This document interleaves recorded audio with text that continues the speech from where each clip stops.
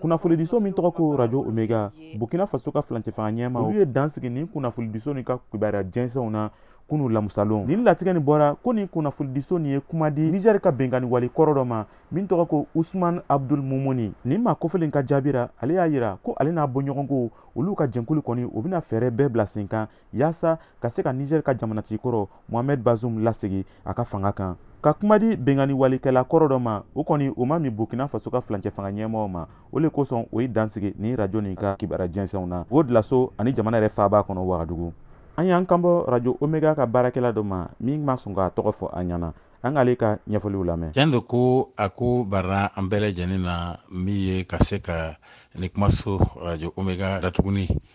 bara na kuma sigi n'a ye nka a ko nana tan cogo la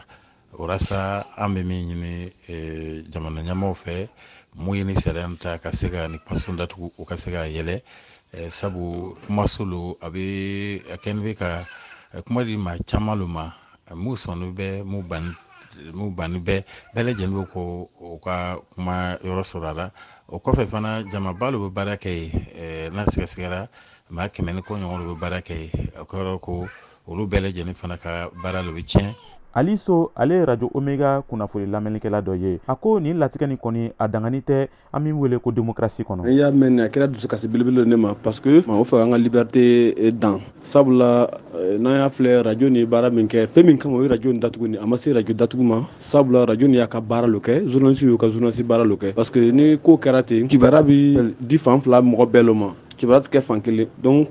journaliste Omega radio so yi a ka radio baara yɛrɛ lo kɛ tan ka sabu kɛ a yi information équilibrée a yi kuma di bɛɛ ma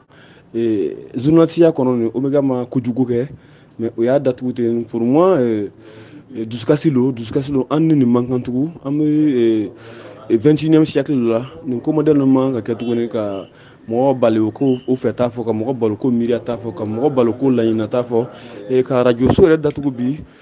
kojugu belebele lo munna radio yi fɛn fana a b'o mako ɲɛ n'i y'a jateminɛ ka filɛ fana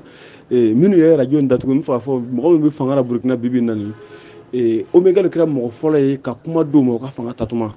Fara ɲɔgɔn ka kunnafoni jɛnkulu minnu bɛɛ sigilen n'o Burkina Faso kɔnɔ olu bɛɛ ye nin latigɛ nin kɔrɔtigɛ k'a jira ko sariya min bolila Radio Omega kɔ kan ko o dangani tɛ o kɔfɛ Radio Omega yɛrɛ ye laseli dɔ bɔ min kɔnɔ a y'a jira ko ale ma jɛn ni nin latigɛ nin ye ko olu bɛna fɛɛrɛw bɛɛ yaala ka se ka olu ka radio so dayɛlɛ ko kura ye nin tun ye Kadaye Tarawele kumakan ye ka bɔ Wagadugu Burkina Faso.